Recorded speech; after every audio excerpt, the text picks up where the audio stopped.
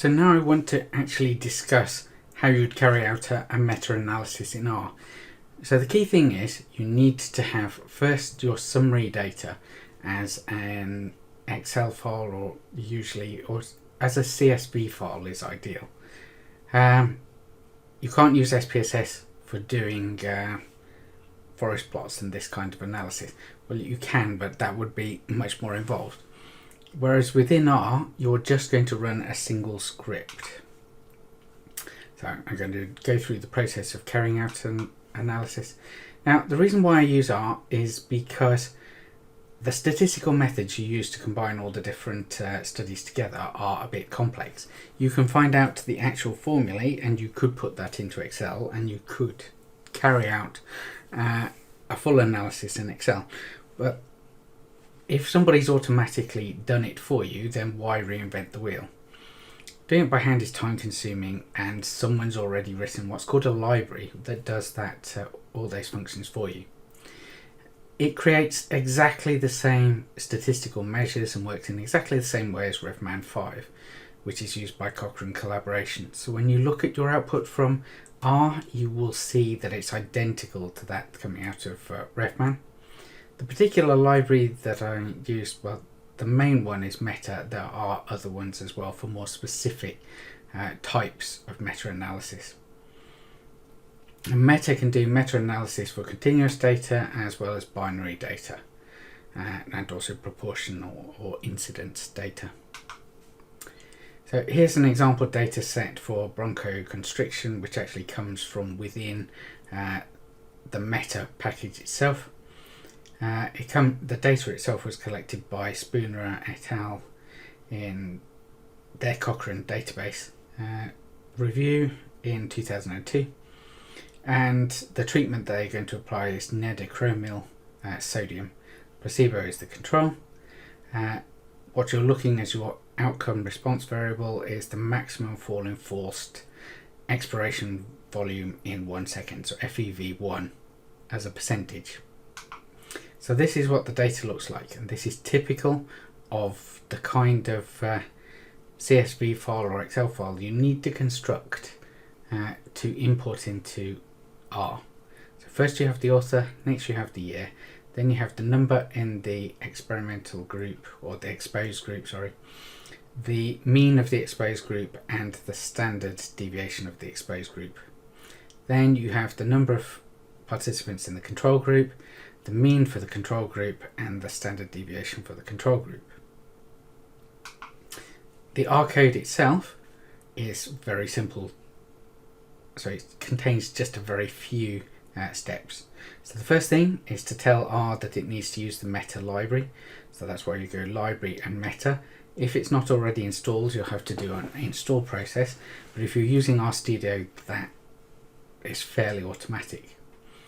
Next thing you do is read in the file containing your data. So in this case it's called dataset1.csv, and you're using the R command, which is called read_csv, to read that particular file.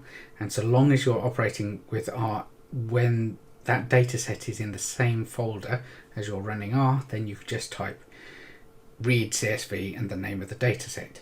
What it's doing is putting all the data that it reads, that entire spreadsheet of data, into an object called data1.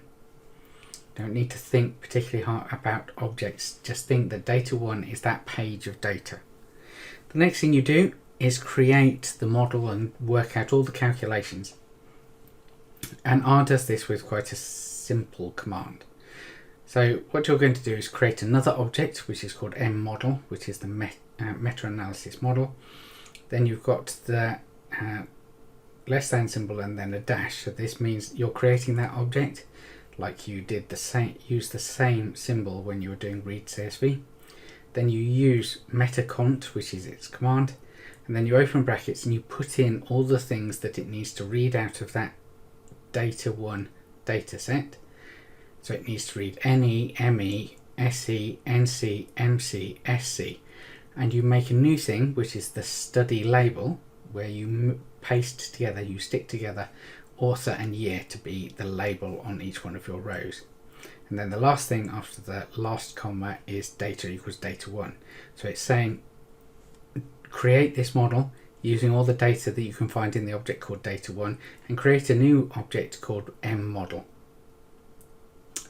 Then to do the forest plot, you just say forest mmodel. And then you can customize that depending on how you wish it to appear. So if you actually look at the manual for the Meta, there are a massive amount of options that you can use for doing your forest plot. In this case, it says forest mmodel, so using the object called mmodel, which you created on the line before, where the X labels are maximum percent fall in FEV1. You need to add these labels because R can't find it in the dataset itself. And that is this is what the output will look like. So there you've got each of the study names, you've got the experimental total, mean and standard deviation, you've got the control total, mean and standard deviation, you've got the forest plot itself, this time it's shown in a grayscale with its confidence intervals, you've got the line of no difference, so that's the 0 line, and you've got a dashed line which is the mean of all your results. You have the diamonds at the bottom for the fixed and random effects model. You've got the heterogeneity reported, which is low, and p equals 0.35, so you know that there's not any variation between the studies. Heterogeneity doesn't apply. You've got the mean difference and the 95% confidence intervals. You've got the weightings for each of the studies based on fixed and random models. In this case, they're both similar because there's not any heterogeneity.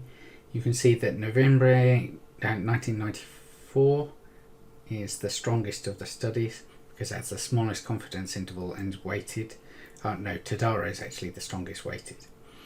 But Tadaro and November in 1994 are the best two studies. You can change this plot to limit the number of columns of data you put on the left or on the right. You can change the colouring. You can do all sorts of formatting changes to fit with the journal that you want to publish your meta-analysis. And that customizable ability of R is probably its strongest point.